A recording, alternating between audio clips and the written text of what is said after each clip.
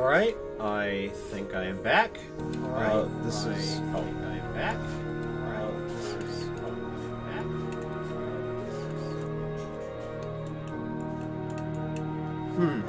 Alright, well, I thought that I'd taken care of that already, but looks like I hadn't. So, anyway, this is Ambassador Frisk Dreamer, Frisk Undertale. And I guess, well,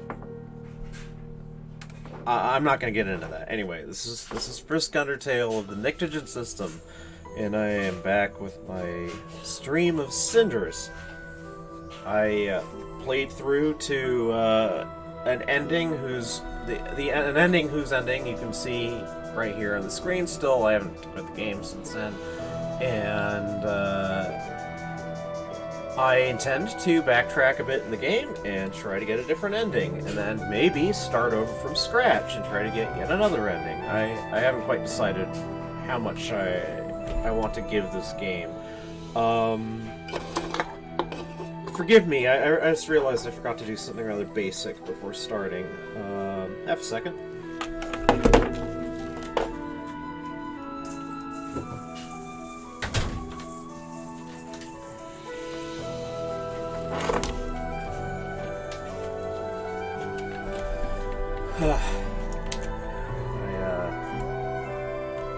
We're still all working on organization. Self-organization.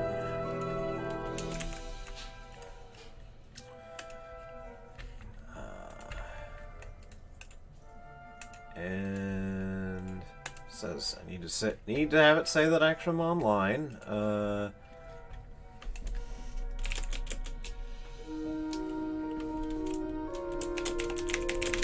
Try to get.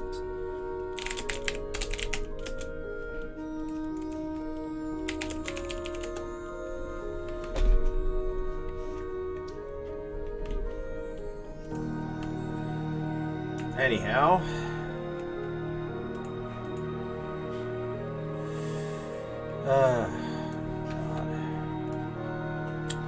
Alright, I decided that what I want to do is to, load up...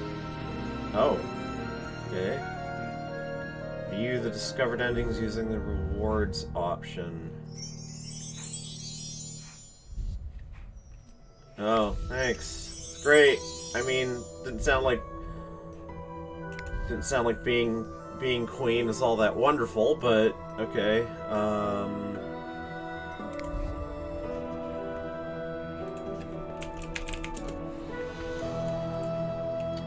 See, fairy tale ending, 25% variance found, undiscovered paths.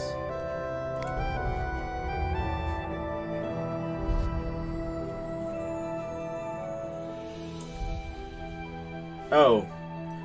Okay, that does give a bit away, because it shows that there's sort of 3 parts to the ending. I'm not actually going to look at that any further. I don't want to... I feel like I've already spoiled something. Anyway, let's go back to this save point. Gloria and... see if I remember, this is the morning after Cinders had a second date with Tobias and had an encounter with the Lady of the Lake, and I can't remember what else happened that day. I think that was important things though. So Gloria, and we're back with Gloria and Sophia. Trying to get Cinders out of bed. Wake up, Cinders! Does every day have to start with us having to wake you up personally? Rise and shine, sis. What is it? Oh, is it morning already? Someone had an eventful night. I had the strangest dream. At least I think it was a dream, or maybe. There's no time to Oh, Gloria. There's no time to discuss dreams. Cinders, we're leaving. What time is it? time when only strumpets and their jobs are up and about. God. Sophia, that was vile. That was the truth. It's barely sunrise and I should be fast asleep. Don't expect me to prance like some deranged pony just because there's some big ridiculous party coming up.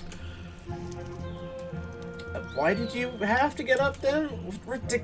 It's not ridiculous. I mean, there are preparations to be made, and we should be taking them seriously. We had to get up. We had to get up an hour ago. Need to get those dresses corrected, and who knows how much time that will take. Oh yes, the grand ball. Come on, we need to go now. Yes, I'm coming.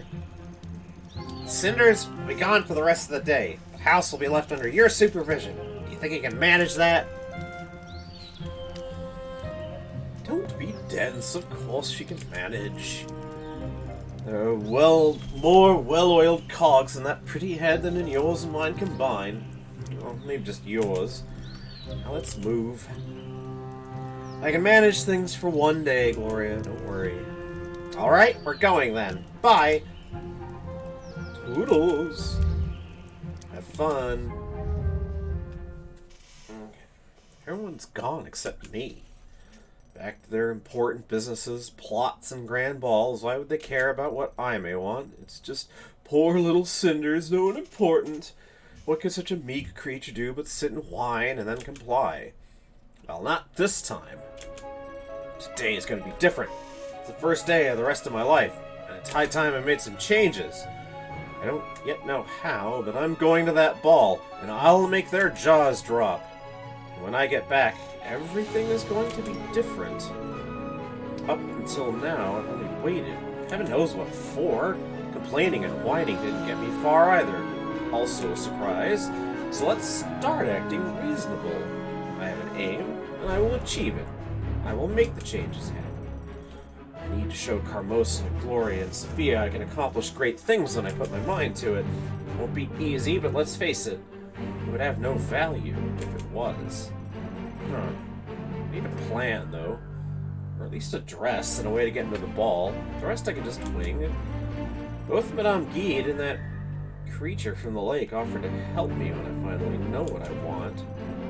I swear, it's like I have two fairy godmothers. Getting help is a nice change, though. A sign the tables are already turning. So, whose word should I trust? To whom would it be better to be indebted? Who's less likely to mess it up for me? Alright, so we've seen a route involving Madame Guide, and I was thinking of going that way again because there were other different choices that could be made, but, well, let's see what's working with the fairies, what that gets us. So, Madame Guide's offer seemed genuine, maybe even honest, but she seems dead set on getting what she wants no matter the cost. I mean, she does end up offering to poison someone for you, or supply poison anyway. And hell knows what that is when it comes to me and my future. Not that the fairy is too comprehensible or predictable, but there's no gain and no improvement without some sacrifice.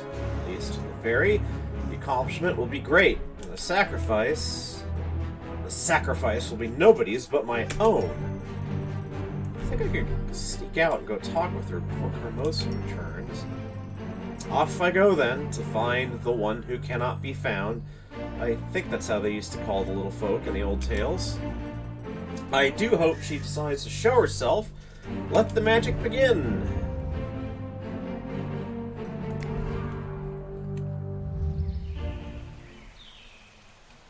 Just a second. So the real question right now is, am I going insane? More ableist shit. Damn. Strange, majestic creatures appearing from nowhere, claiming to know my mother. Fairies changing the fate, and me in the middle. I'm gonna be like those old ladies with a bunch of cats, a pointy hat, and warts on the tip of their noses who claim to be attuned to magic. Right. I shouldn't think too much about it. Let's just let's just go and see if I'm insane or not. I mean, you already know an actual witch, and you know she doesn't look like that, so, like, okay, whatever, Cinders. Hello? Is anyone here? This feels a bit silly, but I have no choice. I have to get to the palace and go to the ball. So what happened to Tobias as an option, even? Like, it's like, I don't know. I feel like the game has actually kind of made a choice for me here, and I don't like that. So, if you're here, please show yourself. I need your help. Oh, this is hopeless. What was I thinking? I have no time for this. I need to get to the palace with or without the assistance of magical forces. There is one girl in this kingdom who deserves being there. It's me. I spent enough days scrubbing floors in my own house to earn the right to have this one brief evening of complete freedom. Without worries. Without abuse. Like an ordinary girl. I really need that. I start to feel as if Carmosa robbed me of everything that's magical, beautiful, or fun about life, and then replaced it with constant worry and competition. We've seen that dialogue before. I need to prove myself that those things can still happen. I'm not as broken as her daughters. Going to the ball is only the beginning. I need to change my life completely. No more idle whining and wishing. I thought a lot about it. I think I have the outline of a plan, at least. There are two paths I could take. Retake the house in Carmosa's hands, or escape and leave the town. Start a new life. Okay, hello. So, Lady of the Lake shows up and says, "Why not enchant the prince, so he would make you his queen?" Oh, you startled me. Were you listening the whole time? Yes, we are always listening to those who enter our domain. You have a third path before you. Why not charm the prince? Make him lose his head in just one evening and become his queen 1 week later? That part of fairy tales I always had trouble believing. Well, that and the fairies. Your doubts are misdirected. You could easily enthrall him with our aid. You came to the lake asking for our aid. We are offering it. Which path will you take? What do I really want? So, I don't want to go... Like, the go for the prince route is one that I want to avoid. This time around. Like, I just... In fact, I feel like I already see exactly how it's going to turn out. It's going to turn out more or less like it did yesterday, only with the detail that the fairy will have done it, instead of Manangi's dress. And... I want something different. So... Retake the residence. Now, so when we tried that with Manangid, it ended up involving poison, and we rejected that, but possibly the fairies would have other ideas about how to get that done, or escape town.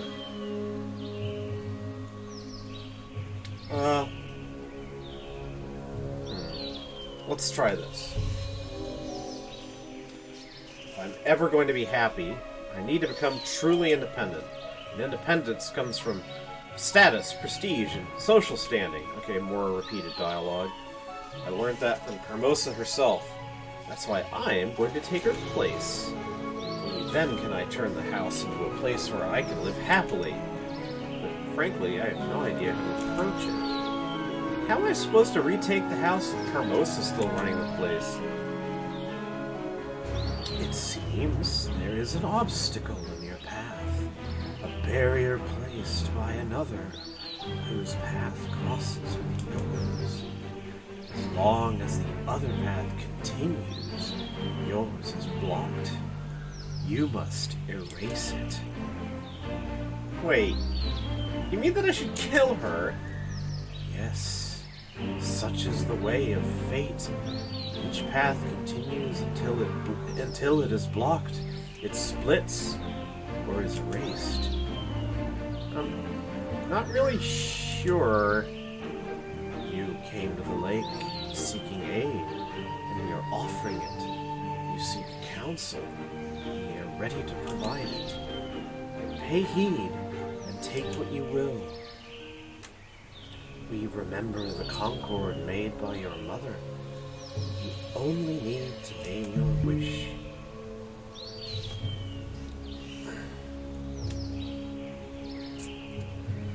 So,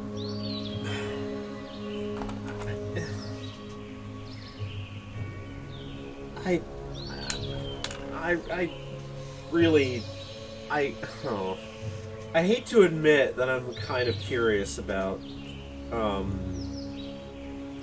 like, okay, if I say yes, like, will it be brought about by some magical means? But, you know, like, asking for supernatural help to kill someone seems like a great way to get into, the wrong sort of debt.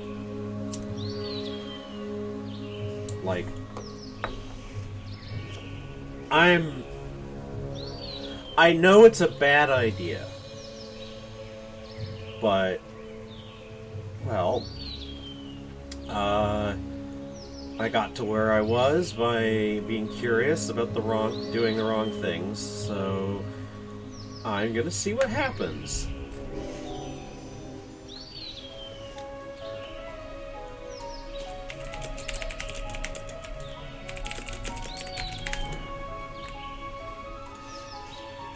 I never thought things would come to this. Murder?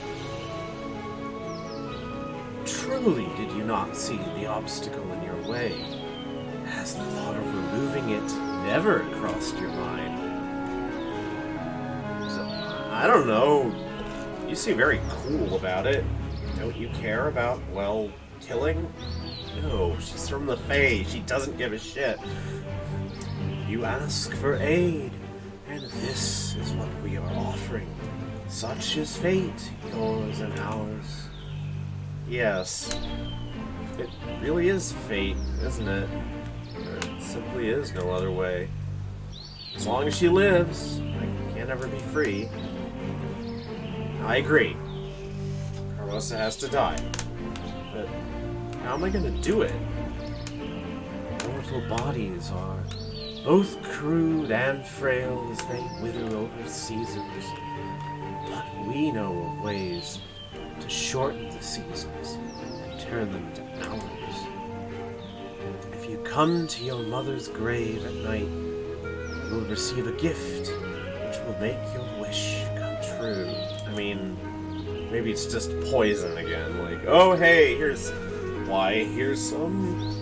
some poison hemlock that, you know, the fairies know about. Anyway. Staining myself with murder here. You will all be in accord with the agreements made with your mother. It is only fitting it should happen next to her resting place. Agreement with my mother. I hope I'm not repeating some family mistake.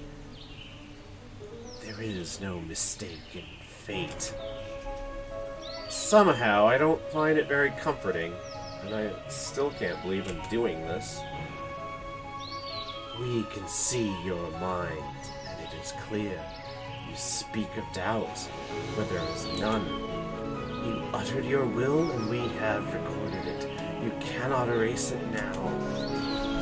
So it seems that your path has been decided. Yes, it looks like I have a plan now. I think I know exactly what to do for the first time in my life. I would still like to go to the Grand Ball, though.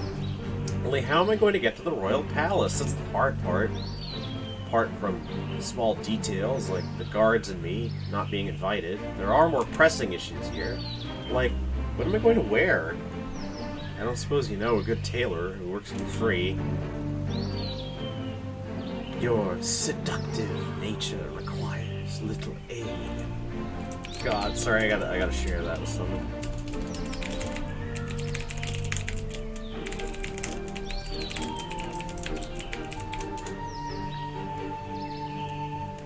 So, providing you with the right clothing will be very easy.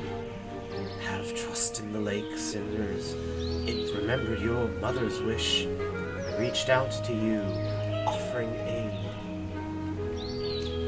Come to us before the ball. We will help you, so the new Concord shall be sealed.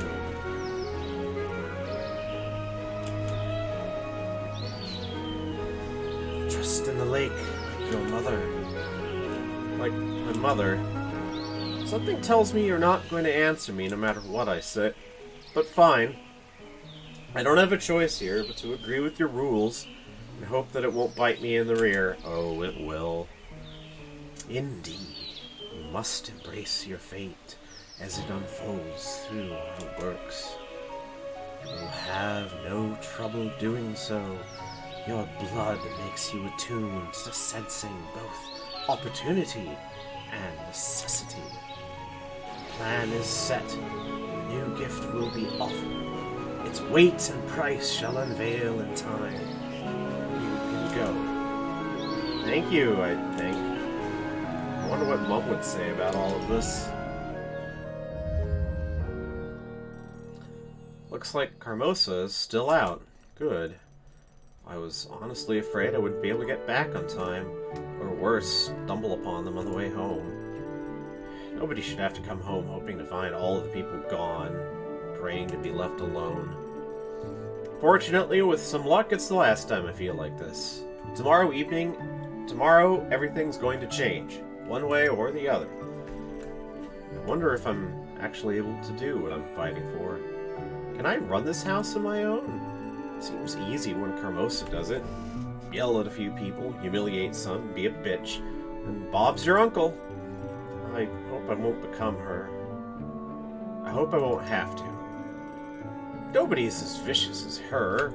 How much better the world will be without Carmosa in it.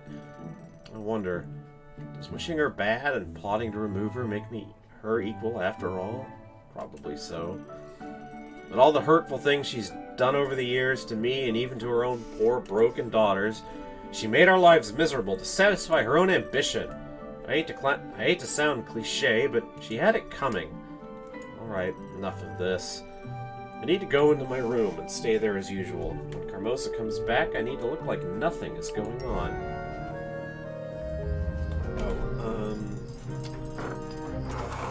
I have to check on something. I'll be back shortly.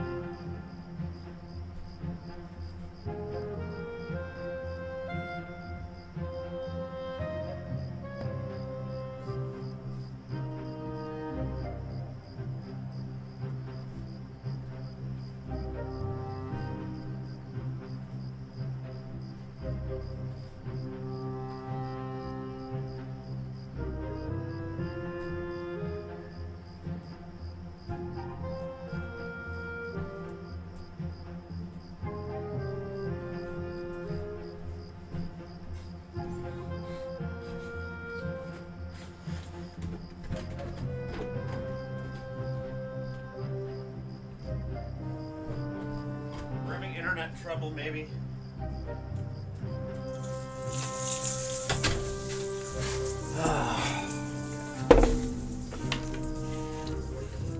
Yeah? Please describe the trouble that we are having. I don't know if we're having trouble. I just said to Kaylin that she was having some issue. And Did she say what the issue it was, or should I ask her? you should ask her. Sorry. Well, I know I'm not doing these streams in the very most professional manner, and I'm forever interrupting them with my life, and I don't think anyone tunes in to a few minutes of dead air here. You know, no one wants a few minutes of dead air just in the middle of the stream while someone goes to use the bathroom or whatever. But well, I just want to play a game.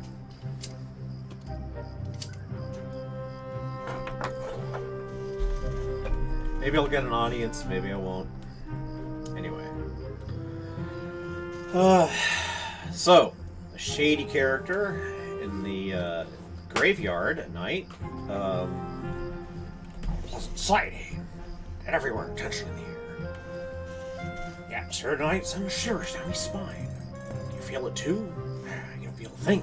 You're just laying there doing nothing, aren't you? Not feeling, not caring, no nothing. How bloody convenient for you. Oh, if you're there, Uncle Billy, I meant nothing wrong. I'm just speaking to the dead in general to get me some courage. I still miss you and all. Oh, maybe it's not Billy that's caring and watching. The little bird has some deceased of her own that should care, huh? If that's the case, here comes your little lassie and nothing you can do about it, no? Sad but true, me dear, sad but true. Hello, is anybody... Oh, what are you doing here? I ask you the same thing, little bird. You don't see me sticking my nose where I ain't wanted. No, never mind. I have an important meeting planned here, and it is a rather private matter. Oh, these are usually the most interesting. Uncle Bernie always used to say, you want to know the things that matter, look to where you're not supposed to, in the people's privates.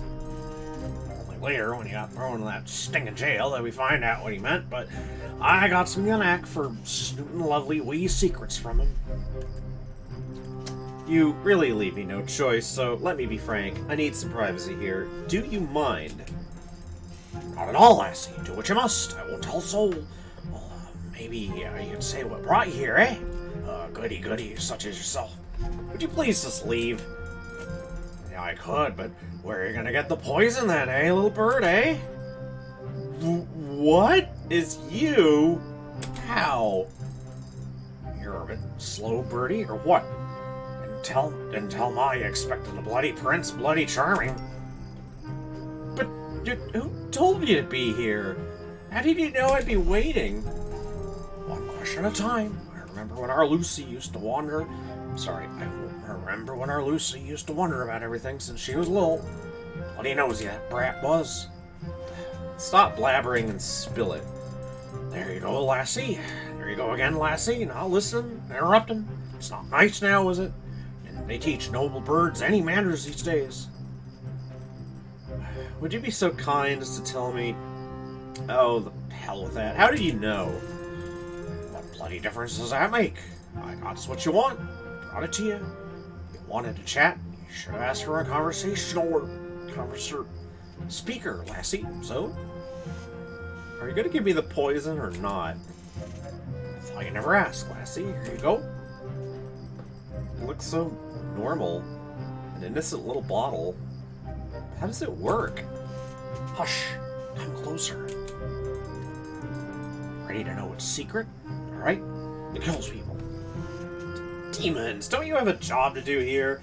One that you get paid for? Or did you come here just to brighten my day? Need to get angry? Stop wrinkling your pretty face, eh? I got you the poison. Job's already painful, that I'm sure. That's actually really good, since I don't have any money. No need to worry, lassie. Everything's settled fair and square, like I said. So, will you tell me how this works? The poison, I mean? Devil in a bottle, that thing is. You give it to the soon-to-be as a cease with a drink. They walk and talk for several more hours. They're dead, you see, but they look fine. The little demon slowly works its way inside them, and then bam! A heart attack. Fool the ball to stock, it will. That's pretty handy, I guess. More than you know now. More than you now know, lassie. But you will learn soon enough, methinks. Thank you for explaining everything to me, and for the help. That's how I work. You can recommend me to anyone. Hope you get what you wish for. Thanks. Until next time, then. Though I do hope it's not too soon. So long, little bird. Who would have guessed? She looked like such a nice girl. I guess they don't make them like they used to, eh? Well, like...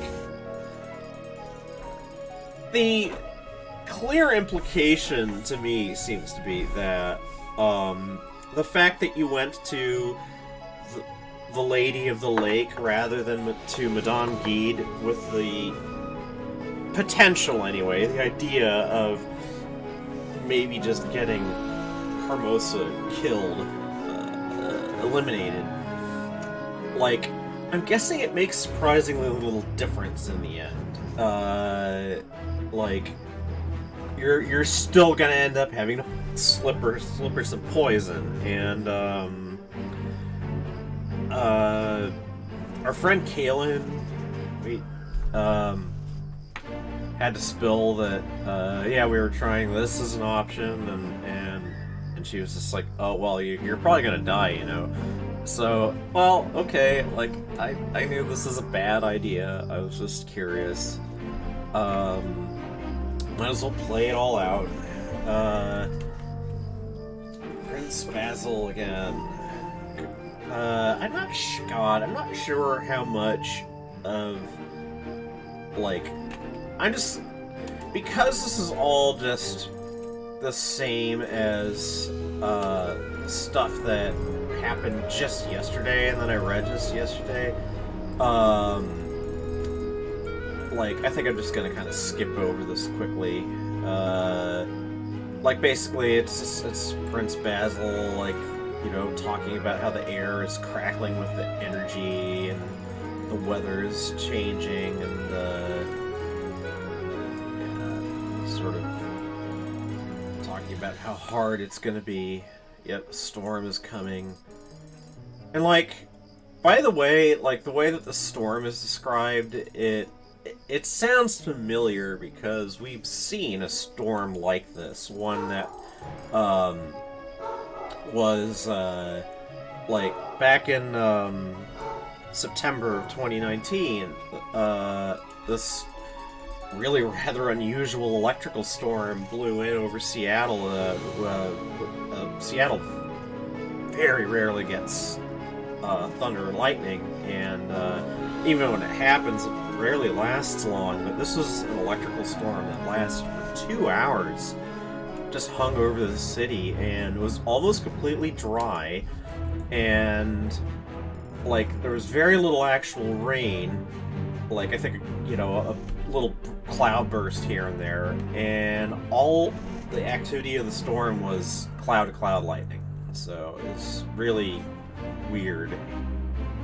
So, anyway. Yeah, Sophia and, yeah, I'm just, again, gonna be just kind of, like, we've seen this before. Sophia and Gloria they're talking about the sudden storm, too, but mostly they're talking about, how their dresses are awful and the tailor did a bad job. So, yeah, flashes between the clouds, like, that was the nature of that storm that I was talking about. Like, I think some lightning hit the ground. Like, we looked for pictures afterwards, how the storm was, perceived around the sound, and, like, you know, what we saw wasn't the same thing that everyone else saw, I don't think.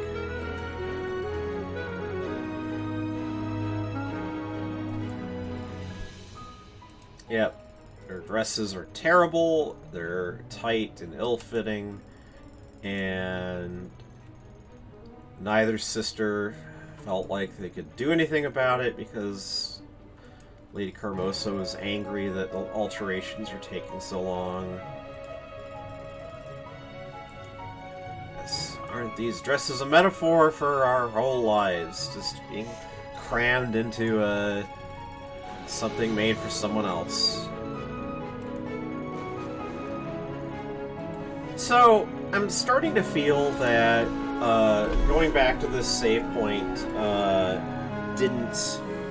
isn't actually going to change much.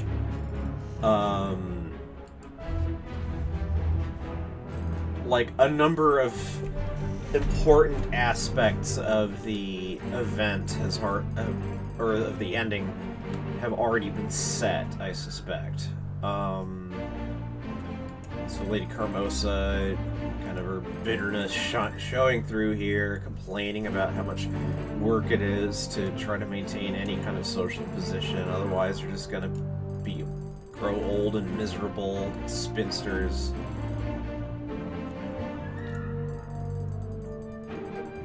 So, Kaelin gave us a hint, which was that the best thing to do overall is to try to get Lady Carmosa to like you. Which, you know, is an interesting thing that the game is sort of apparently subtly encouraging you to do, is to sympathize more with this person. She's not just evil and controlling, and the less you think of her just as a villain, then the better. So yeah, we're doing the opposite here. Okay. Alright, yeah, more dialogue from yesterday. What?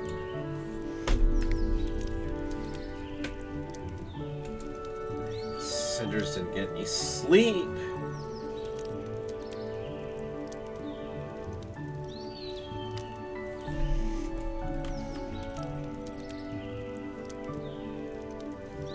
Yeah, it's gonna be amazing. Well, yes, Carmosa will be caught at a loss tonight because you're gonna be slipping her some poison.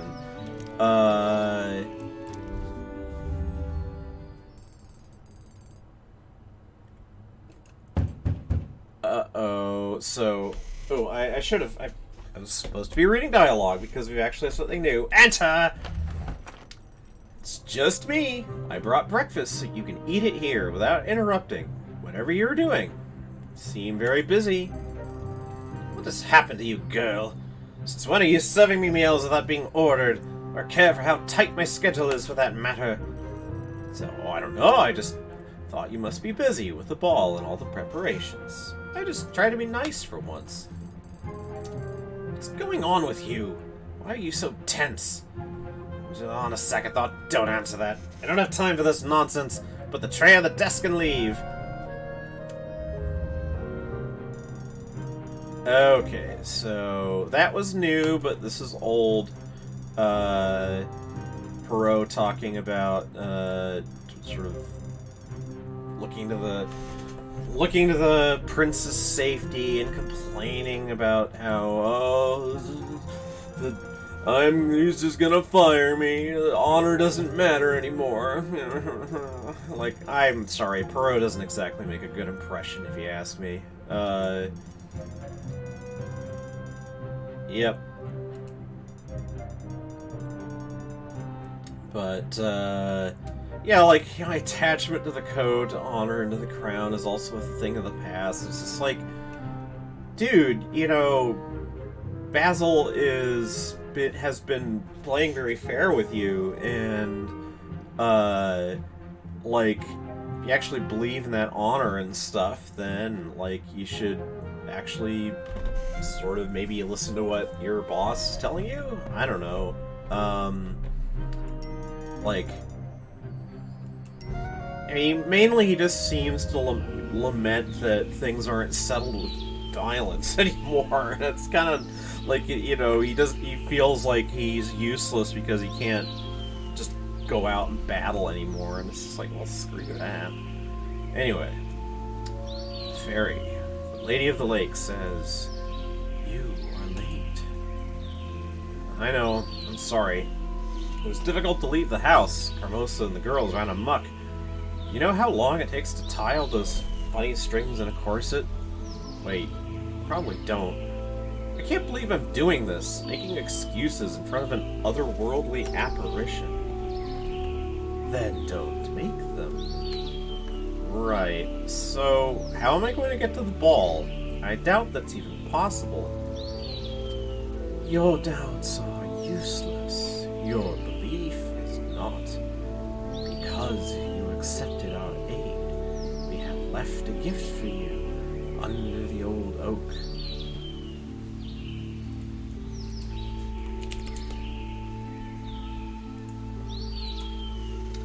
A gift. As promised, we have sewn a dress for you. It will please you. You can try it on. Alright then, just give me a moment. Heavens, it's beautiful. This fabric is so fine. What's it made of? Alright, keep your secrets. It's still incredible. The shoes are not exactly my size, though. I really feel like a princess. Whatever the price, right now I'd say it was worth it. Still, there's the minor detail of getting inside the palace without a royal invitation. Lords of this land and... Oh, sorry. Very. Lords of this land and their little obsession with insignificant pieces of paper. Seals made by mortals mean nothing to us. As long as you keep the dress on, no one will stop you. Be confident. Walk right in. And don't look back. It sounds utterly crazy, but who am I to discuss secrets of the arcane with a half-transparent being? I know it'll work. Thank you for your help. I owe you. We are honoring the old Concord and sealing a new one with you. Like your mother, you have not forsaken us. You have made rights, and your wish will be granted. We will carry the weight of your fate for a while. We will help you lift it higher and carry it further. Once the cycle is complete, the weight will reveal its price. We wish you good fortune, Cinders. It is time for you to go.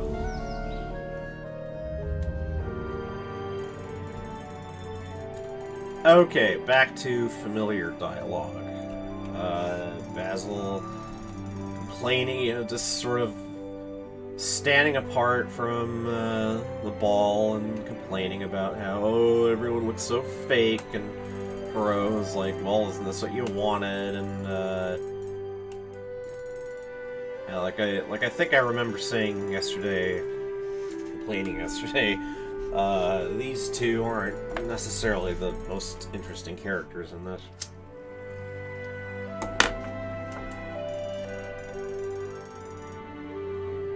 Yep, Perot's right-winger, kind of. What the world needs is black and white rules and values.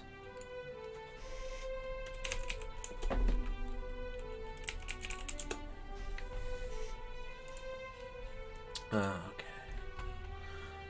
And, okay. Alright. Basil's like, well, you know, power to the people. I don't know. It's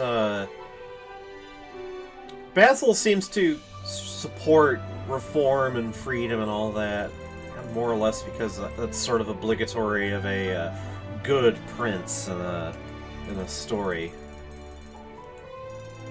So, yeah, like, hey prince, why don't you do the obvious thing? Maybe you should actually talk to some of these people. Oh, you know, instead of judging them from afar? Yeah, that's an idea. Yeah, I can try that. Alright. Okay. Another familiar scene. Lady Carmosa berating Sophia and and Gloria into go out there and win yourself a prince. Don't failure is not an option. Fight, fight, fight. I mean, I guess Carmosa is trying in some way, but yeah, like Sophia is obviously not into it, and yep. Even marrying someone like a general is just not good enough.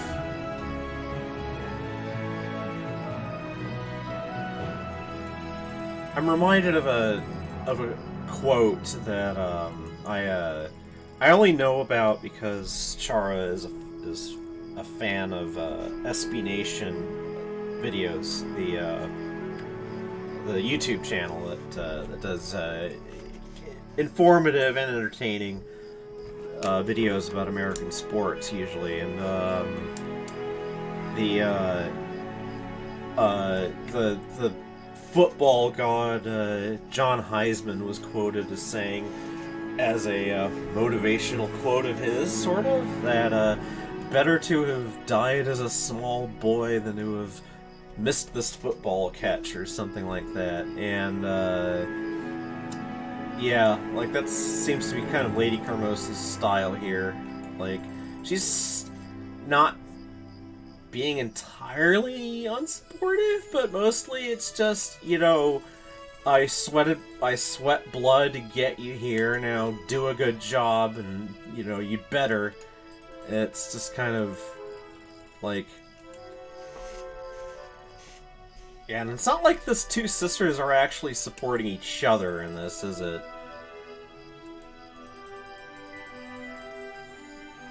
Alright, the closest that Lady Carmosa gets to an actual compliment. You both look astounding, and I'm sure you'll do fine. You are my daughters, after all. It's like, yeah, they're both speechless. Okay. But, yeah. Okay, so I am assuming that nothing about this very... Oh, why does that keep happening? That nothing about this very awkward conversation with, between Prince Basil and, Gloria here is different. Like, this looks like it's just... So I am kind of curious now to see if you're somehow able to establish better domestic harmony in the earlier stages of the game, then maybe Gloria ends up being a little better at this, but instead it's just this really awkward thing where she's just can't think of anything to say, but like, oh, it's all so wonderful. Oh, I'm saying the wrong thing. Oh no. Like, she doesn't handle the stress well, and oh yes, this alchemical softens.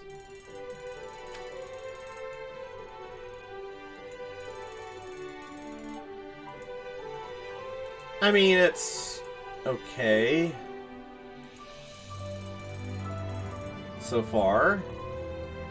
Yep, now it's starting to, like, uh-oh, I slipped up again. Uh-oh, I'm gonna start apologizing over and over again.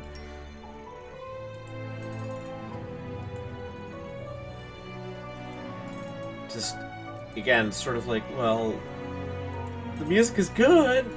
Can you say what's good about it? No. Yeah, more apologizing. And that's it. It's over.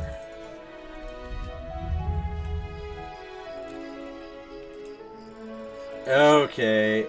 Like, you were terrible. Now it's your turn, Sophia. Oh. To prove you can do what she failed at. Like... and I think Sophia ends up,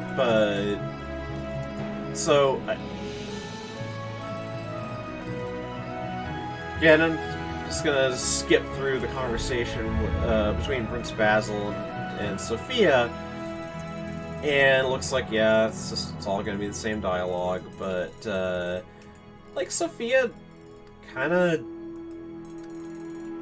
like doesn't do that horrible a job. I mean, she's cheeky, and then I think she kind of bails early, and she says, like, well, I feel like I proved my point, and like the only reason that she cared about this in the first place, like,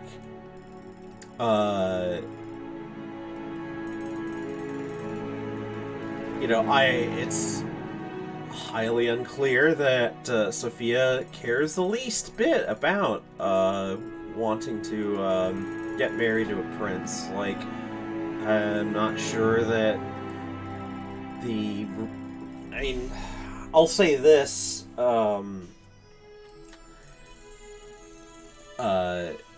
like, her mom's kind of right in that, like, in the society that they inhabit, like, if Sophia doesn't conduct herself in a way that is likely to get her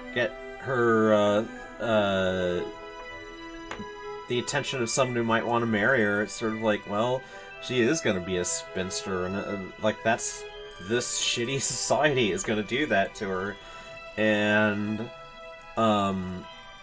like, Sophia shouldn't have to go to be a debutante. She shouldn't have to be trying to make small talk with some, alright, like, he's an okay guy, I guess. Basil seems like he's not the most, he's not the awfulest person in the world, but still, it's like, I find myself thinking of how, at the ending that I reached yesterday, we find out that even though,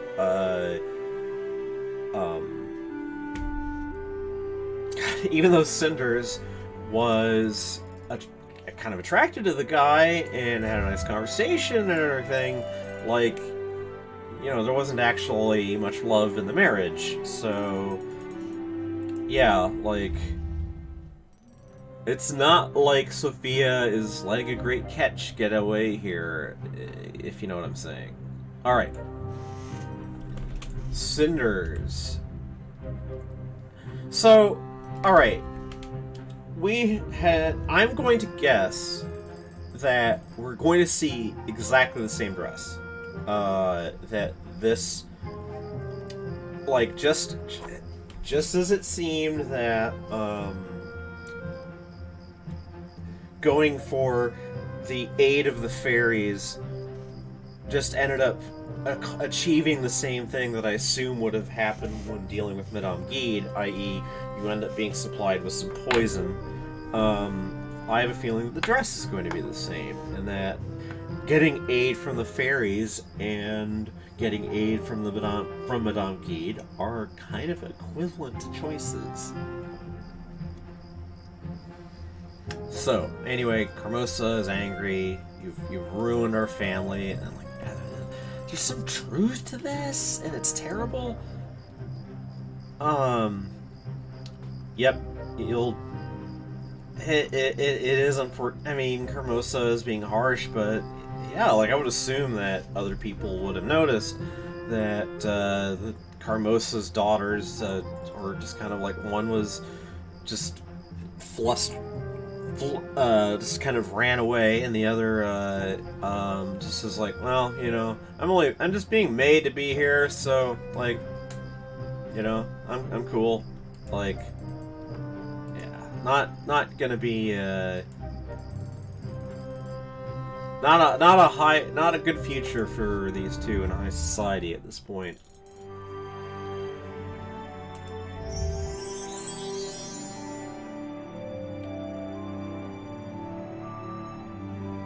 I have a poor visual memory, so but that does look like it's a different dress.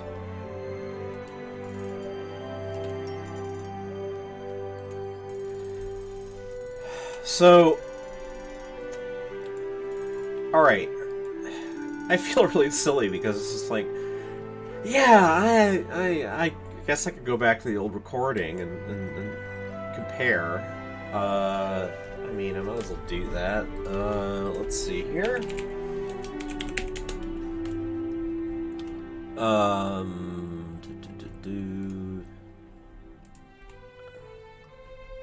I don't have a YouTube channel, but my headmate in the plurality, Azrael, does, and and she's been putting up all my stuff. She's been wanting to do her own stuff too, but well, it's none of us are very consistent at doing things.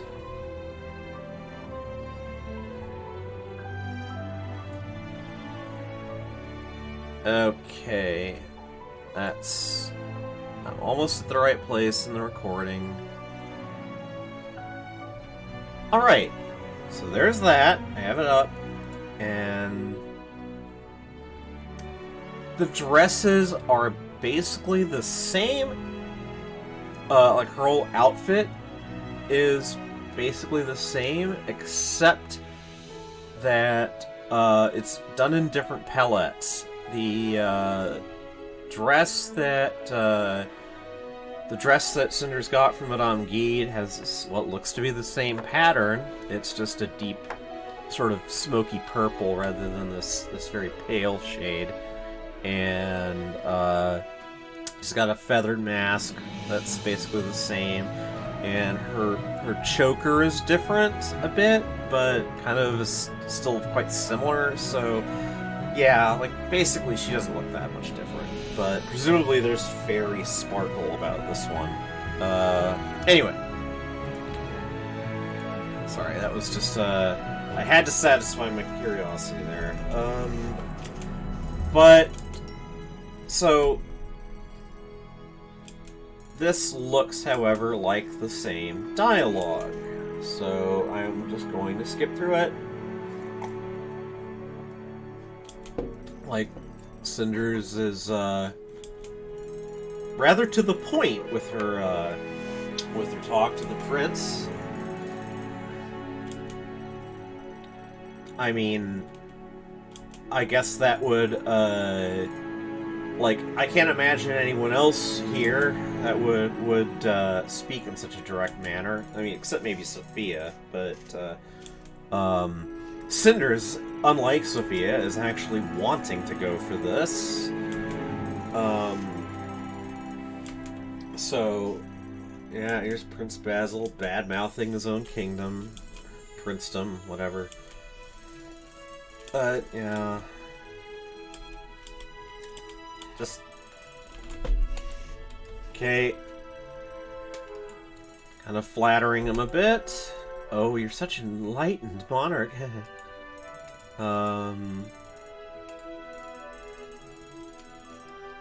mean, she speaks... There's... I feel a point that needs to be... I don't know, needs to be made, but like I feel like it's a salient point given our, I inhabit a culture, kind of not to my liking, here in the United States, and, I've observed that one of the things that it prizes, pretends to prize, is honesty. And,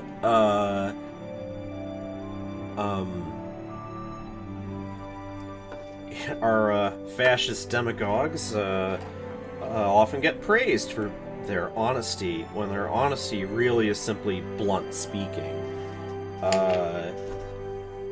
And so, yes, Cinders is being plain here, but really what she is being is blunt. She's not observing social niceties, and she is directly addressing the prince with, you know, sort of difficult. She's bringing up difficult things directly, and is she actually being honest? I mean, kind of, but she's also playing a role.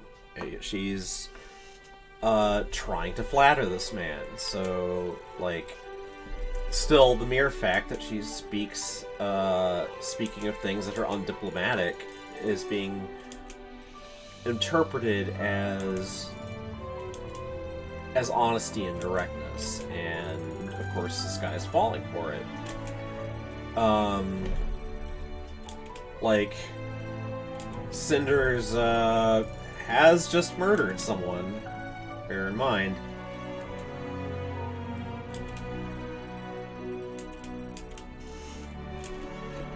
Like, there's a bit of Kuleshov effect going on here, in that this is the same dialogue as what happened in the session that I played yesterday afternoon, but, you know, it kind of has a different feel to it, because Cinders has been a lot more ruthless in getting, getting here, and you know, she's,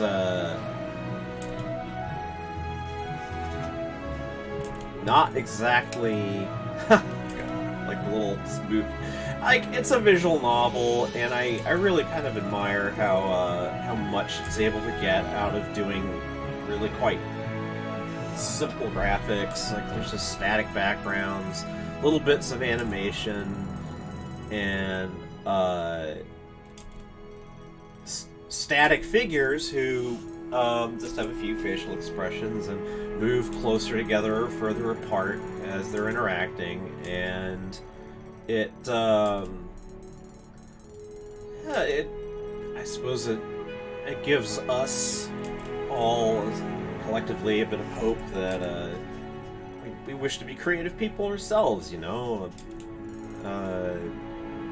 It's difficult, but just to consume games doesn't feel like enough, you know.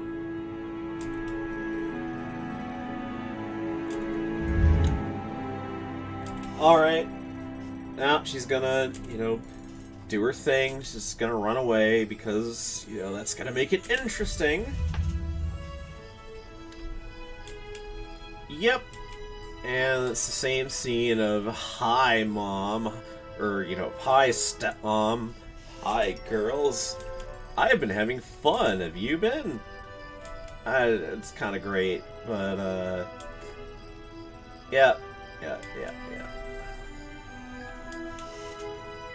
I'm kind of wondering, like, so it's, Carosa got poisoned in the morning. Here it is the evening.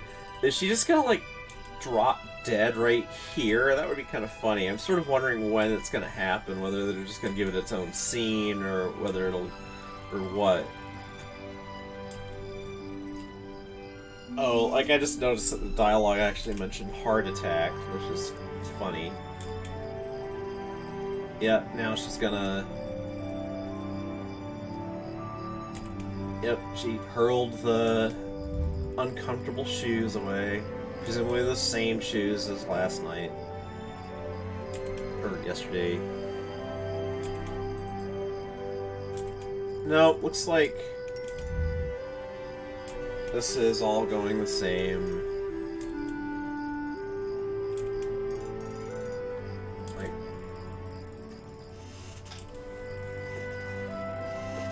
Hero is saying all the same things. Her shoes! Ruby, or wait, I can't actually quite remember the original Cinderella story. I mean, I do remember that like, was it glass shoes? That was the thing? Alright, and here we are back at the dialogue that marked the beginning of the game, so...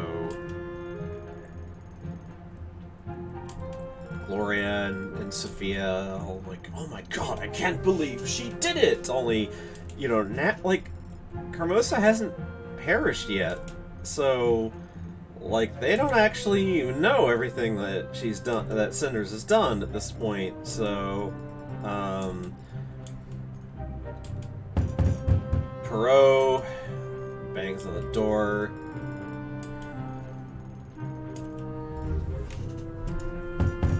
Yep. Burst.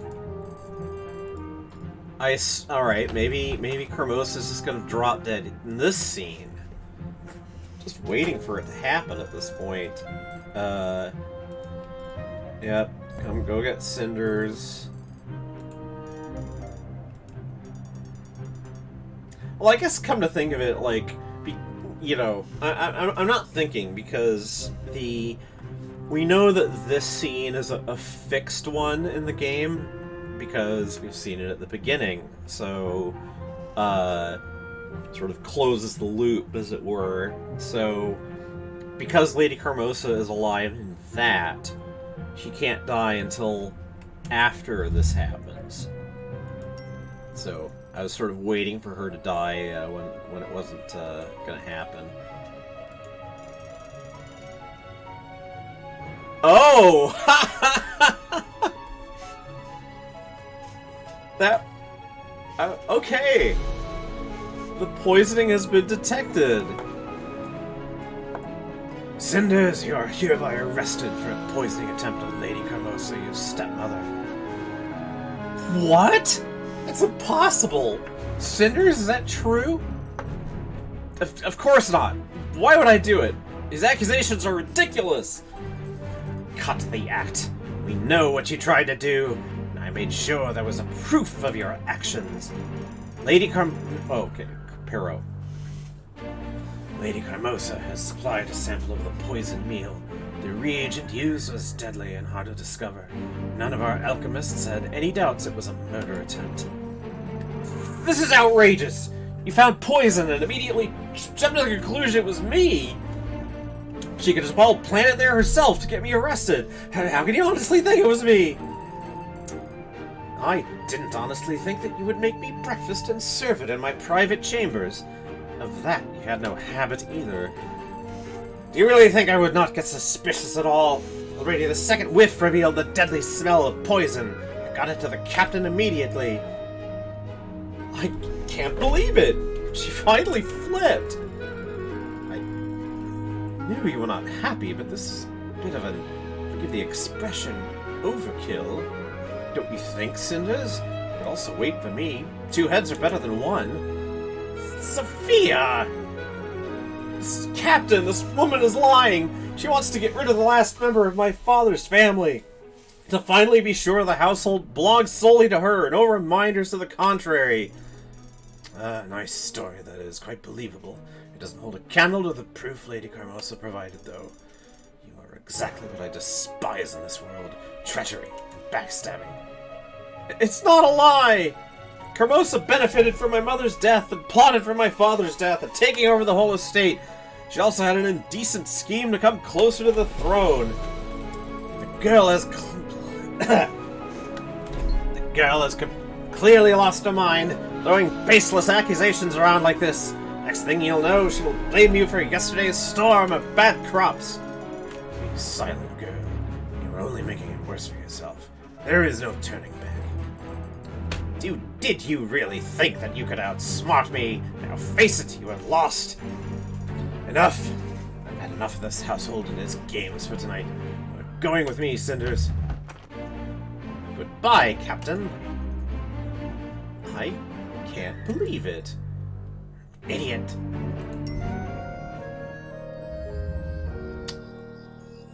Few hours earlier. Blasted liars. Mumble. Schemers everywhere. Naive like children. Sword on me hat here. You're all gonna pay dearly for all your Oi, easy there, lady. You might give a little shady a heartstopper. Never tired of those big entrances, eh? Always loved a good drama, you lot. Never got used to it myself. You have entered our domain. What do you want? Easy with the drama, alright? Don't mean no harm, honest. Just wondering, you see? What happened to the witty little bird that got all you gals so agitated recently? Heard he made some long-term investments in her, too. You... you speak of things which do not concern you. I know, and I thought I did a mighty fine job fetching and whispering and basically being in all the right places at the right moment. Wouldn't dream about stealing the light from you gals, but doesn't a supportive actor deserve some fresh rumors right from the source? Very well. Know then that all went well, and the girl picked up the thread of fate where her mother left it. We have renewed the concord, and the cycle will resume. We found the girl to be much like her mother. She remembered and embraced the gift of the lake. She accepted the weight and agreed to pay the price. Offered her one of your special favors, didn't you, love? Yes. Ha ha! You gals are killing me. Be calm at our sanctuary, or we shall speak no more. Pardon, ma'am, I just have this medical condition, see, that makes me cringe and twitch when I hear crazy, and you gals are the craziest. From what I gathered, the bird accepted no weight. Hard to fly with the weight, see? Flying's all she wants, that one. No, my dear ladies, fancy dress or no, she would have reached the prince or king or whatever she wanted. Much too driven and independent to be intimidated by titles, she is. She received our aid and succeeded. I don't really know. She was already a winner when you lot decided to have a little chat with her, and another, and then mess with her head and dull her wit. She's much too sharp, that one. Say, never thought maybe it was her who used you, love. Climb your schemes like a ladder to reach your own goal. Her blood called, and she responded. She performed rites and honored the lake. She's maturing, see, and memory means nothing then. In time she'll forget all about you. Take you for a mirage or a dream. Or I'm not so sure if you're real myself. You are mistaken, old man. Memory is everything.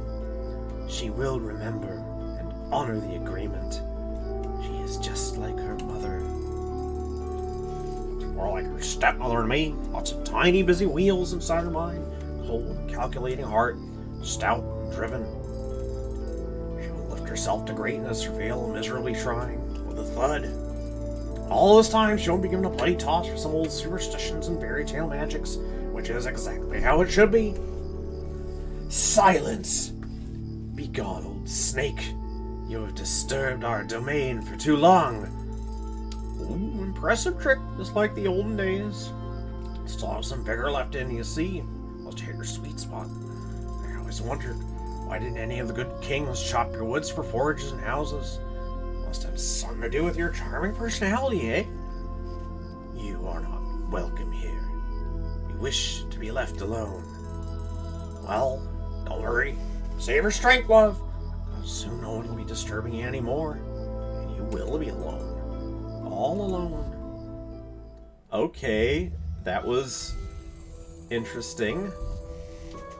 Okay, finally reached another ending. Cinders' desperate attempts at winning her freedom backfired at her cruelly. Instead of breaking free from her stepmother's rule, she ended up in a royal dungeon. Broken with guilt and sense of failure, she quickly fell on health and passed away in her cell. She was buried next to her mother on the old cemetery in the forest.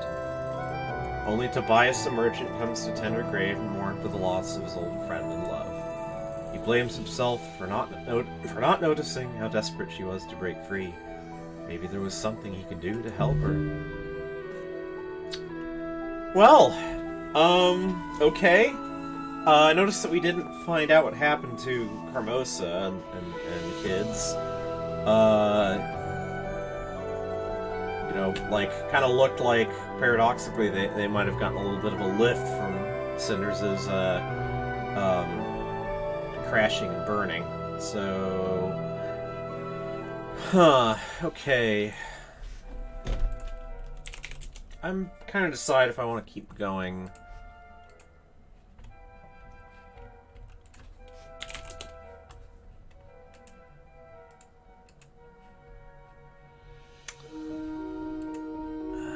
There's always Choices, choices, choices.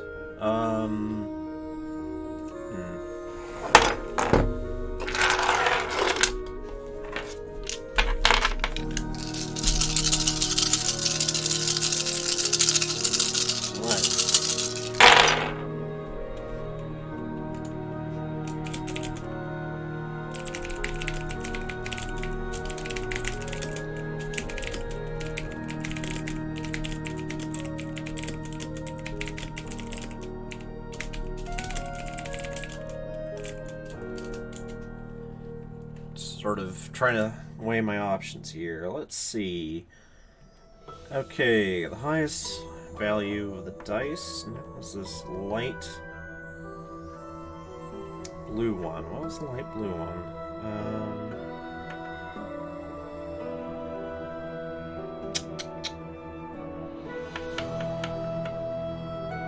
It was Sky, I think. Frigg, I think it was. She's associated with class. Anyway, it's a little mom energy.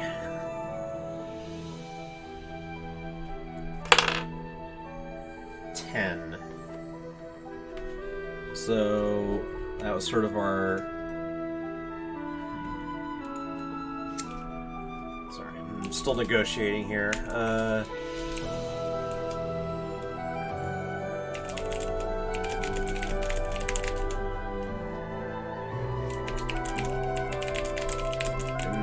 Feeling really indecisive right now.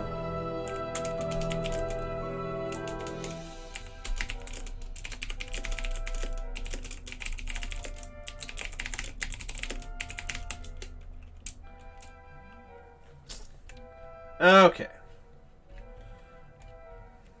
I'm balancing all the various bits of things. I'll try read again.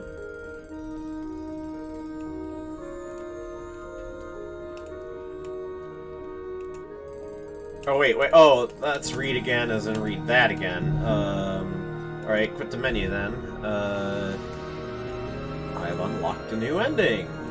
Now, let's see what that has done. Ooh, a skull. For dying a miserable death, you are awarded with the Grim Skull. Okay, it rewards the Grim Fate. So that was... looks like there's only... Looks like Grim Fates are relatively unvaried. But I'm not going to look at the options there. So... I'm trying to decide if I want to start over, or, like, I suspected that where I was in the save game didn't offer me a lot of latitude. But there still was an option that I'm curious enough to try again. So, okay. So we're gonna go back to waking up after that day where, Cinders had the second date with Tobias, and I'm going to try to get to Tobias again. And so, right, they're all like, come on, Cinders, wake up, you lazy, you slack a bed, whatever. And, okay. So, they're all gone to get their dresses mended, and Cinders is complaining about her life, and so we're getting up to the point where she's going to decide: do I go to the fairies for help, or go to Madame Guy? Now, here's the thing: when I don't believe that I have to basically choosing the Madame Guy route, I believe, will simply route me into town, where I can then do something else. So yeah, like, so she's gonna reject the aid of the fairies, which kind of didn't seem like such a hot idea, since they were just like, hey, why don't we also suggest poisoning Carmosa? Like, what the fuck? Like, that's not the kind of supernatural aid I want.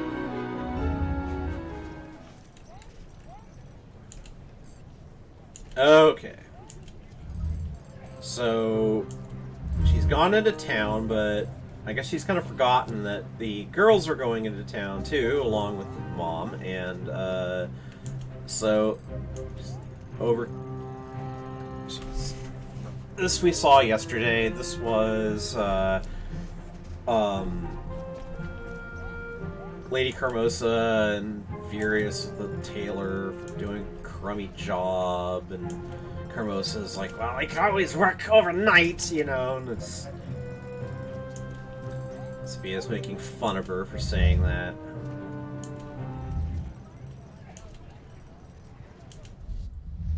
Oh, wait, am I already...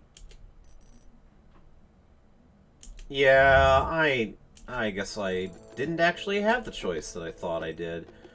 Darn. God, I don't actually kind of want to, like, I'm going to tell you exactly what's gonna happen here. Like, we're gonna get to where Cinders is gonna say, I got options. I can try to take over the house, I can go to the ball, or I can run, you know, leave town. And like, that seems to be the best option. Like, hitting on the prince is just like, well, I don't know, we've seen that twice now, so it's just like, that's kind of not interesting anymore. And yes, we've seen this before. I'm sort of annoyed with myself at not just starting a game over again. Escape town. So, thing is, though, I think this is just going to lead to the ending that Tara had seen before, where you run off with Madame Guide, which is cool, but, you know, it's just a little familiar at this point. Oh, I've been missing the dialogue, jeez. So, back to Cinders saying, wooing the prince to become queen? Please, this is a real world we're talking about. No, my only chance for freedom is a fresh start. I have to escape this place. Break free from the prison that is my current life. High-born young girls running away from their life in big mansions, it's not exactly unheard of. Are you sure you're not just trying to get some attention? Oh, yes, because all I need is more attention from Carmosa and her daughters. This isn't helpful, and you know I'm serious. Besides, I know someone who tends to leave any town she's currently residing in as soon as people start doing pranks to her cat. I don't have a cat. I hate cats. Cats are trouble. Well, I like cats. Well, I can be trouble too. Are you going to help me or not? Right? You've made your point. Yes, I will help you. I need to know your exact plans. Traveling alone can be dangerous. You can believe me. So someone who would be willing to go with you. Oh, alright. I think I could ask Tobias to go with me. I know he's someone I can trust. I also think he may be in love with me. Alright, so I think I actually got around to something that I wanted to see. Really? You convinced the merchant to leave his business in the town within just a few days? It's very skillful, Cinders. Well done. It's not like that. Tobias and I go way back. We played as children together. I hate to ask him to do this, but I think it's the only way for us to be happy, regardless of what people may think.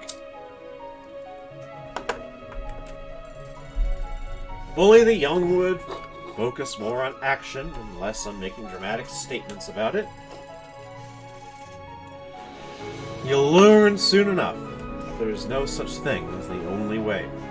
There's always another way, and usually more than one. Ha ha. But you are smart to join with Tobias. You seem like a good and smart man.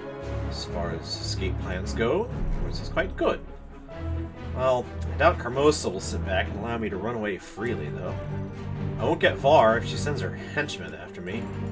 You're probably right. You won't manage to escape unless you cover your tracks behind you. Someone will have to help you with that. Someone? I don't think I know anyone whom I could ask to help me with such a thing. Like, I have to question this a little bit. Like, it's not clear to me from what's been established that Lady Carmosa would care that much. Like, I guess she might be pissed at losing some free labor, but, like, I don't know that she seems to really much care whether Cinders lives or dies, you know what I'm saying? Like, anyway, back to Cinders. Someone? I don't think I know anyone whom I could ask to help me with such a thing. Who? Very good. Besides, I don't know the first thing about intrigue. I was never fond of crime stories. You wouldn't learn much from those foolish stories anyway. You can only learn such things from practice.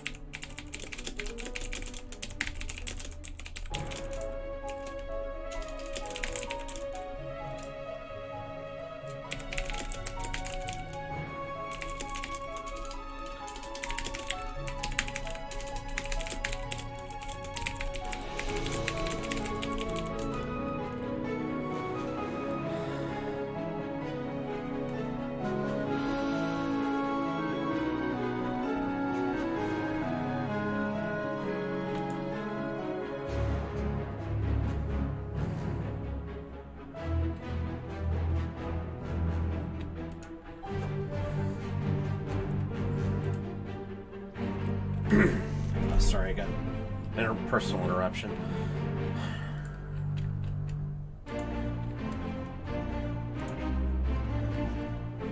So, back to Madame Guy. Don't worry. I think I have a good plan. Yes, don't worry about it. Just return to your residence after the ball and wait there. Are you sure, Guy? I don't want you to get into any trouble because of me. I told you not to worry about it. So don't worry about it. Alright? You say it's alright. Looks like we have a plan then. Which is much more than what you had when you came here. It's true. I think I know where I stand now. For the first time in a long time. Still, I just have to go to the ball first. Why? Why? The way things are now, the ball is just a silly girl's dream. I don't even have a dress. Okay, so we're back on known territory here. Looks like the ball is... the ball might just be an unavoidable... like, it's going to happen, and Cinders is going to be there because that's what this is all based on. Yeah, so Guy's just like saying, hey, look, I'm just making good on a promise I made your mom, so don't worry about it. I'm no fairy godmother, Cinders, like this stuff again. Yeah, I kind of wonder if, like, if you'd gone the poisoning route with Guy, like, whether the paradox is that it would actually have succeeded. Like, I doubt it, but... Anyway, so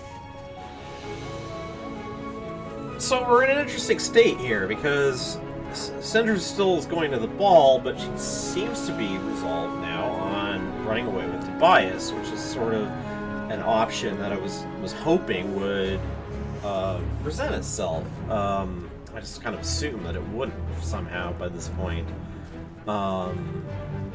But anyway, Cinders saying, I have no idea whether this plan is going to work. I have nothing to lose, though. I have a life to gain.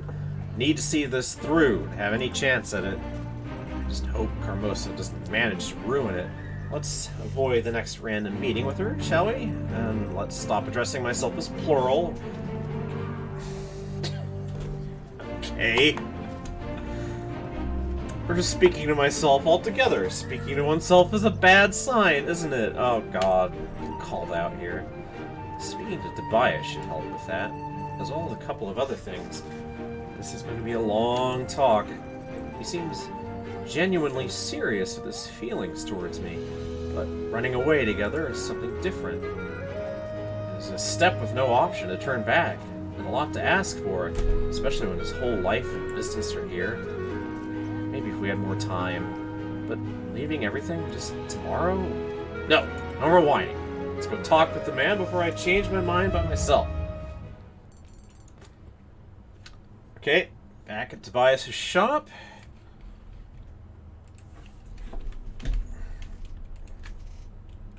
Alright, a second.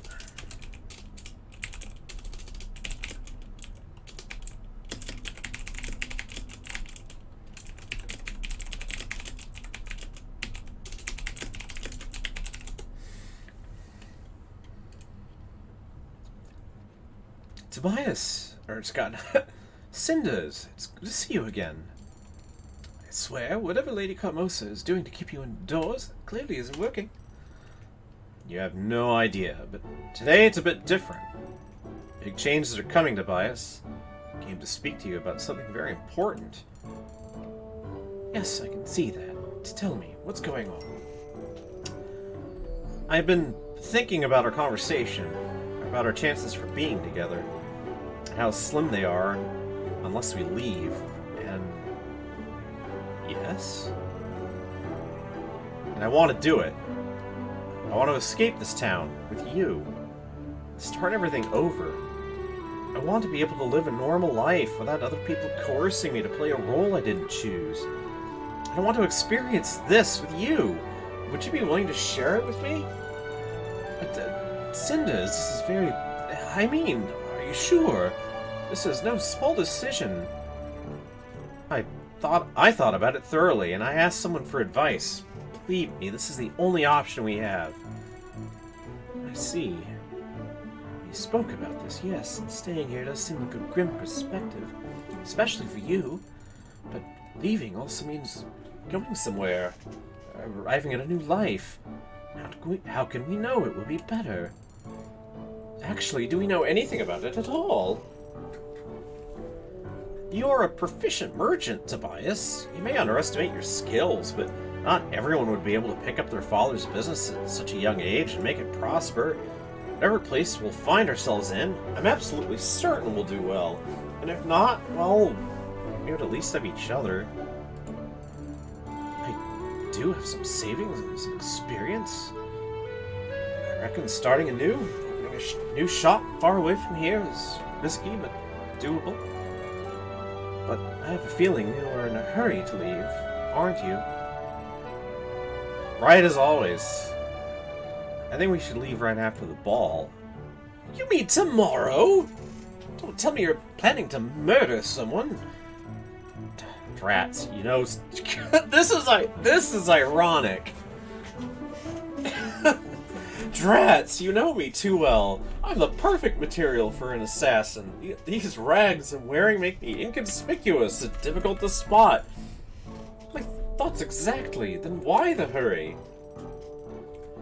Like, okay, Cinders, I find myself thinking that if you just told Carmosa, hey, I'm gonna marry Tobias, bye, that, like, I don't think Carmosa would give a shit, honestly. Like, does she really have to skip town? But, I don't know. Like, she seems intent on the idea that if she tries to get away from Carmosa's household, then Carmosa's just gonna, like, you know, hire goons to collect her or something. So, anyway, Cinders is impatient, says, why wait?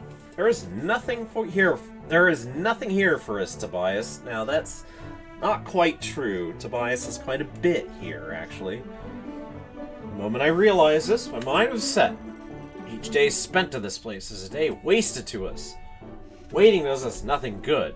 We need to leave as soon as possible. Which means right after the ball, which you have to attend, am I right? I need to be there for myself. I need to show my family and all those people who I really am. I won't go down in this town's history as some worthless broad who eloped with a local merchant. No, I will fly my colors proudly before that. Show Carmosa she made one mistake that she can't fix with money and intrigue. So, alright, like... Alright. I'll buy it. Tobias says, you sound lovely when you're confident like that. Or scary, I can't decide. It's you who gives me confidence. Alright. This is way beyond manageable risk, but I guess one can apply business standards to everything. And in some strange way, it all actually makes sense. I agree. Let's do it. Let's escape together. I knew I could count on you, Tobias. I just can't word how grateful I am. We will meet tomorrow after the ball at the crossroads. I'll try to be there around midnight. And then we leave. I still can't believe we're really doing this. I won't even have the time to sell my inventory. But we are. Don't listen to me. I'll be there tomorrow. Yeah, like, okay. Like, I just... Cinders, you're putting this guy in a spot. Just saying that. Just saying that. Don't worry. I feel that for the first time in my life, I actually know exactly what I'm doing. This will work. See you soon. Bye. Thank you again, from the bottom of my heart. And off she goes. If this were a game of chess, she'd be the queen. I a pawn. Oh, that's slightly worrisome. Okay, I think we're back on familiar territory. So,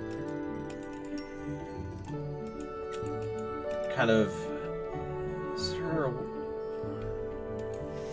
can't remember. I think there was some way of supposedly skipping things.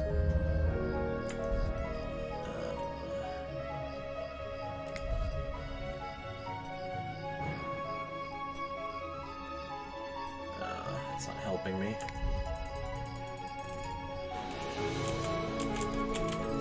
Ah, well, let's just page through it.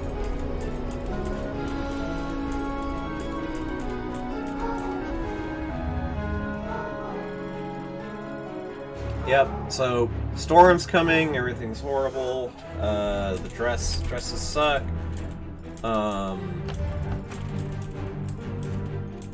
Yes.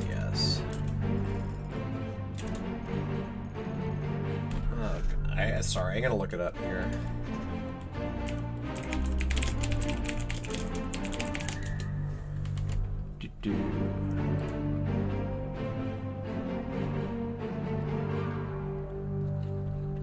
Okay, hit control. That's what I need to do.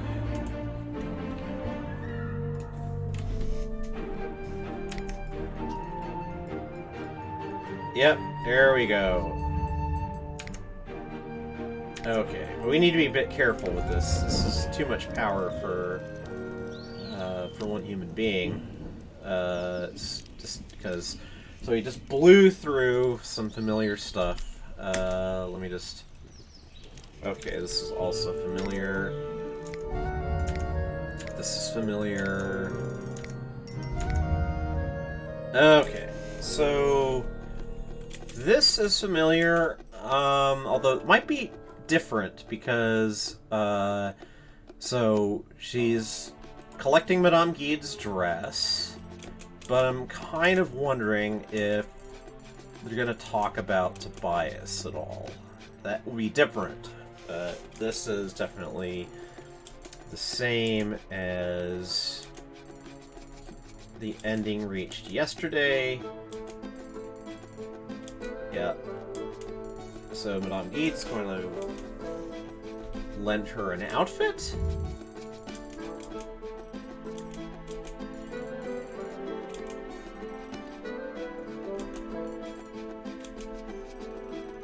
Oh, I think the dialogue is very slightly different.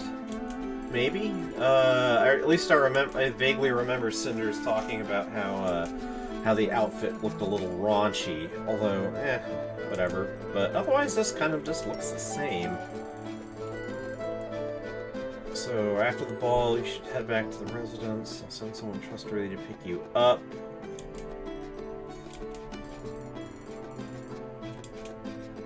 Okay, this... Alright, I think it was all familiar.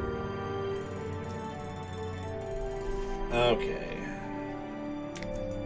So, Basil and... Okay, then the Lady Carmosa and her daughters all, like, go in there and get them. And I'm going to assume that this is all exactly the same awkward conversation.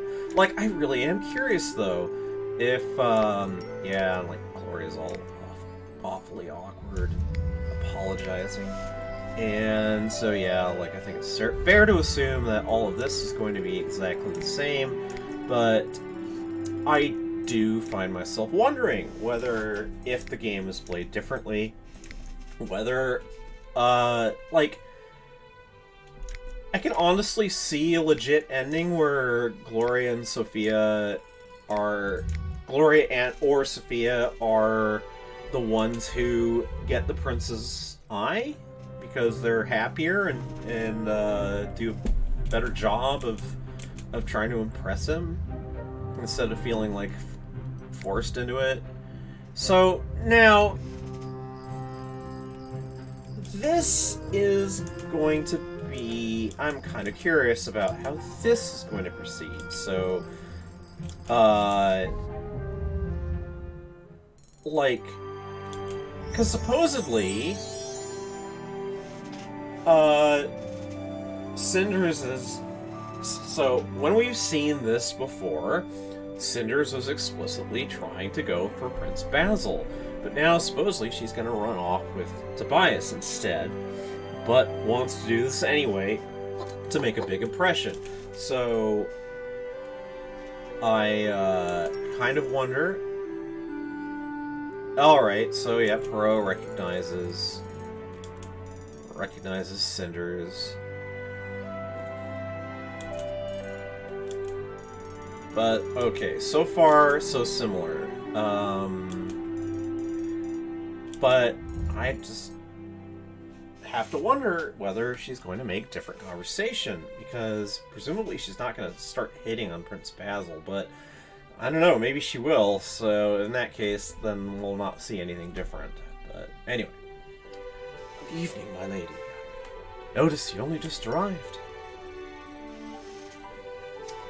Okay, I mean, it looks...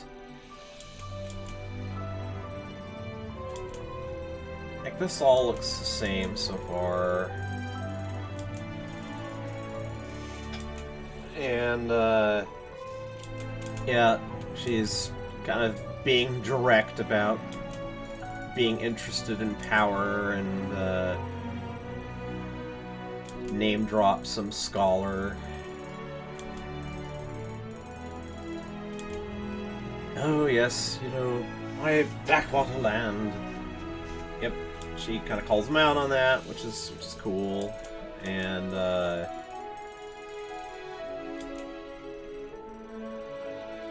so okay.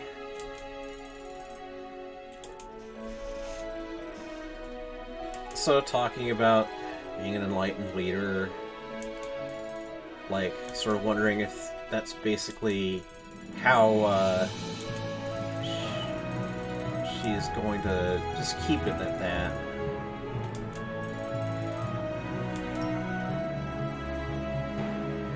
Just be very quickly, Prince. I can do many things, none of which I appear at this moment. Alright, this is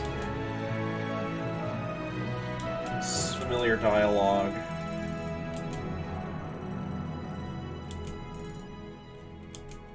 Okay, so she's gonna tell the sad story of her family. How have things changed, though? If they are changed. Like, are they still gonna dance and make eyes at each other? Like, might. I mean, I suppose if, even if I was planning on eloping with my best childhood friend, that you know, like flirting with a prince is still a thing that can be done. Yeah, kind of looks like it. Okay, I'm gonna dance.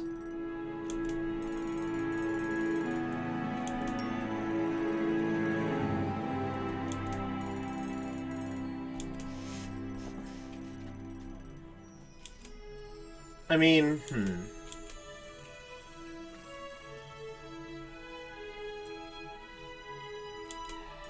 like, I just have to wonder how much of this is simply fixed.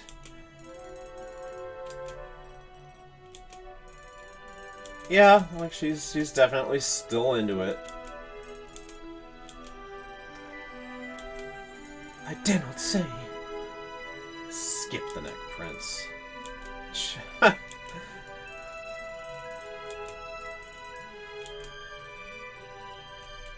Okay, she's like saying exactly the same shit. So, alright. Yeah, and like, this is just all the same. Like, I kind of was sort of hoping that she sort of would, that we'd see something a little different, but instead it's just like, I'm gonna hit on Prince Valiant, and, well, I can do that. Because I make my own fate.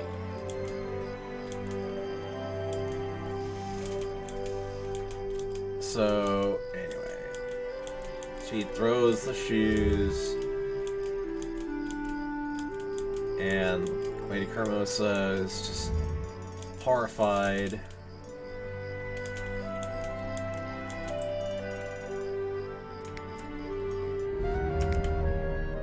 Okay, I'm just gonna skip. Okay, so Ro's here.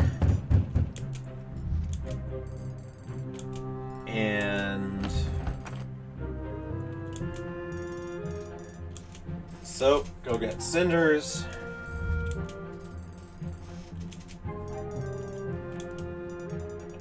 A lot is going to change here tonight. Okay, Cinders. Okay, were you at the Grand Ball? I mean, yes, she was. Oh! Then I'm afraid I must arrest you. What? What for? Bloody... I can't believe it! But why? She did nothing wrong. Attendance without a proper formal invitation is a serious breach of security. It's considered as action endangering the prince. Well, well! Attendance without a genuine invitation? Cinders, how could you have done such a thing? But I haven't done anything to endanger the prince. Surely you must take that into consideration when you decide my case. I don't know what your reasons were, but that is to come out during questioning. Royal justice has never been known for its soft approach to traitors, my dear. Lady Carmosa, please refrain from commenting. I would like to make this as easy as possible for everyone. Very well. Girls, let this man do his duty. I wasn't saying anything, you old hag. But, Cinders, why did you do it? Breaking the law doesn't sound quite like you. I guess it's too late to wonder about that now, isn't it, Captain? I never could quite understand her. I never could quite understood her. Now she has simply crossed the line. You must take her. Take her! Know that this house respects the royal law. Cinders, I'm going to arrest you now. Don't do anything stupid. I'll escort you from here and make sure everything is as it should be. It'll be fine, I promise. You're very kind, Captain. There's no need for that. She is accustomed to hard treatment, so she'll manage. And let us not forget, she did endanger the prince.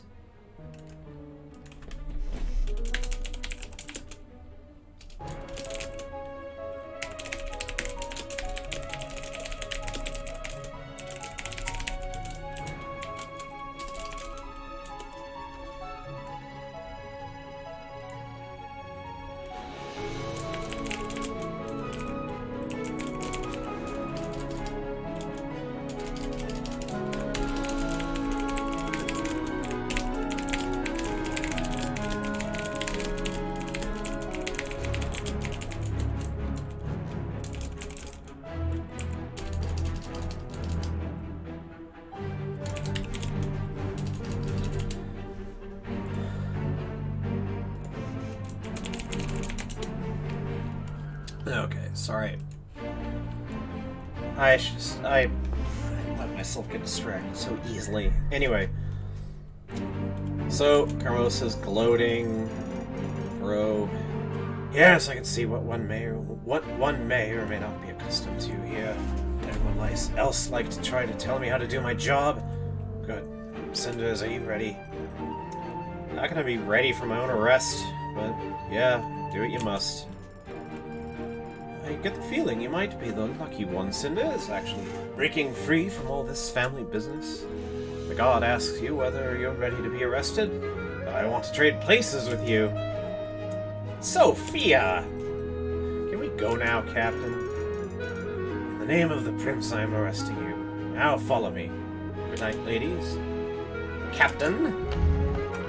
What's going to happen to her? It was so rash of her to break the law.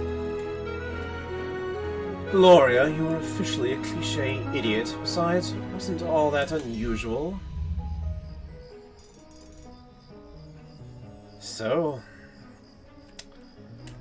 I guess that's it. Oh, sorry. What?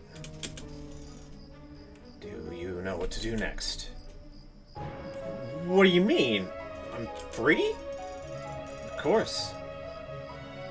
Oh, okay, so Geed promised help.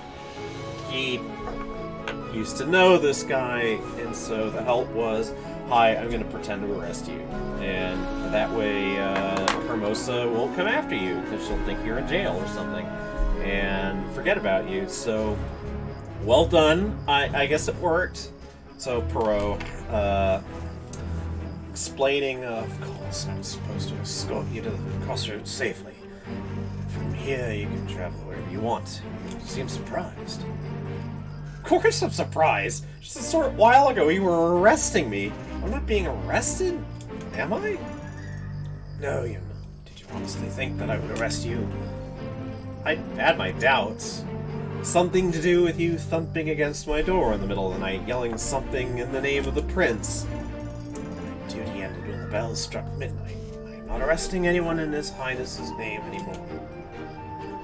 Oh, so sorry.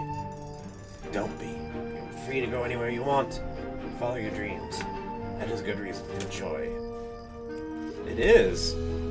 However, it doesn't show because I was terrified out of my mind a few minutes ago. It actually worked to your advantage. Your terror made the arrest look much more genuine. That's true. I don't think anyone realized you were doing it for my benefit. Why are you helping me? Don't get me wrong, I'm very grateful. It's just quite unexpected. Mutual friends seem insistent in that matter. You mean... I don't know how, but you have won Madame Guide over. She was quite intent on arranging your escape precisely. Oh. It doesn't make sense. I'm surprised you agreed. Are you big on law and order? She is one person I can't say no to. I owe her way too much to refuse. Even if the request did sound weird at best. Besides, what use is law? It serves to make someone innocent unhappy. So, I think you're expecting something. What do you mean? From what I understand, someone was to meet you here. You're not escaping to travel alone, are you? Oh, you don't need worry. There is a brave and witty young man joining me in my journey. A knight to protect the lady. That is only proper. A merchant, to be precise, but that was my heart's choice, I must say, that I can't imagine a knight to be a better companion for me. Oh yes, time is truly odd-changing. Good to know that at least the romance stayed the same. Young lovers escaping with the cover at night. Yes, that romance fairy tale is what I choose to live by. You should try it sometime. I assure you it feels wonderful. Maybe some other day I will. I wish you luck, fair maiden. A faint smile upon you both. Good luck, Captain. Thank you again for your help.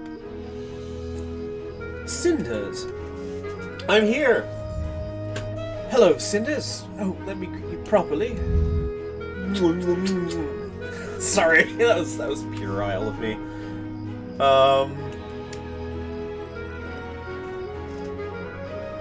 I didn't quite get that. Could you repeat what you mumbled in your greeting?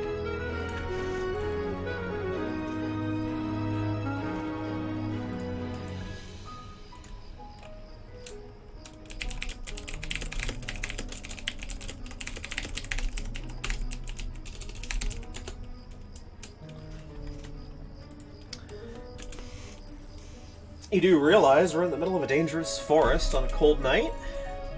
Who cares about the surroundings? As long as I'm with you. I still can't believe you're about to throw everything away to escape with me. I don't either, so how about not leaving any time for doubts? Are you ready? I don't need to be ready. I'm happy. Actually, for the first time in years, I don't feel fear or feel regret. All I feel is bliss. I'll be happy to go wherever the road takes us. I am terrible at this. I can't promise you it's going to be an easy road, or even that the place it ends at smells good. It probably doesn't, but I am glad to be there with you. Me too. Always wanted to have smelly adventures. Fine, that I could promise to provide. Even if it comes to that, this is the life of my dreams, you know? We're free! We can experience whatever we choose, pick a life that suits us. We have each other, for good and bad. Shall we? After you, always. Okay, so I am tolerably certain that this is going to be the more or less the same as this. Yeah, like this is just we've seen this shady character have more or less this conversation with Madame Guide, kind of accusing Madame Guide of manipulating things and yeah, like bending this gal's path. Like the shady character has a interesting sort of like he's almost like a chorus in this. Like sort of pointing out that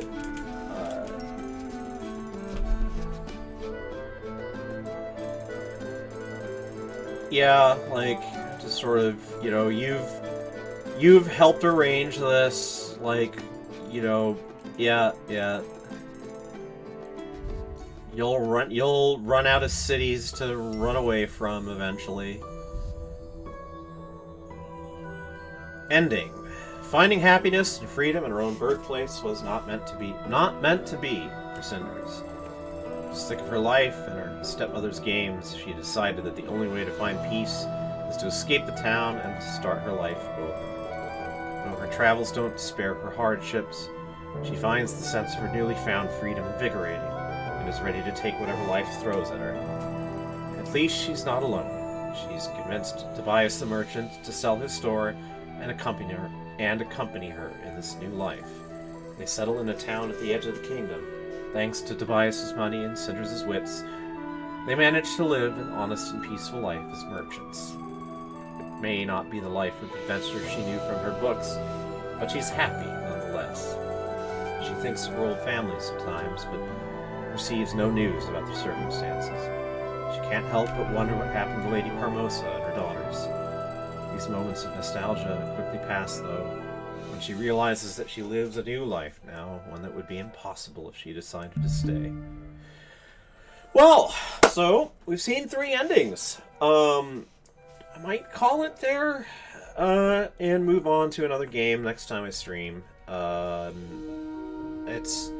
I feel like this is kind of slightly addicting, like I sort of want to know how things might turn out, but it is a bit frustrating to kind of just keep seeing the same stuff over and over again, and it's I feel like I'm failing at the job of trying to make old materials seem interesting to anyone on a stream. So, well, I'll just, I'll look at this one last thing. Unlock a new ending.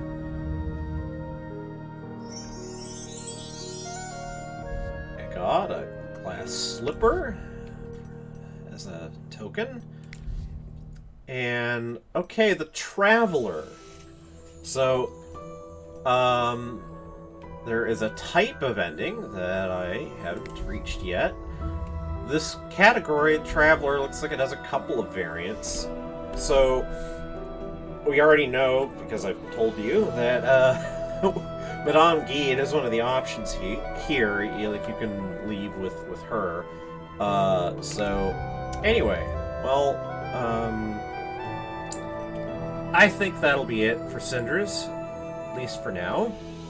And I'll have to give some thought as to what I stream next, and whether it'll be more of this or move on to my next choice, which is going to be the game Solstice, which is the follow-up to this game Cinders. I think I'm inclining towards moving on to Solstice. I might mess around with Cinders a bit on my own, but, well, I haven't decided for sure yet, so maybe it'll be up to fate, or the Fae, or the roll of a light blue die to make this decision for me. So, anyway, this is Frisk Undertale of the Nectogen system, saying good afternoon for now.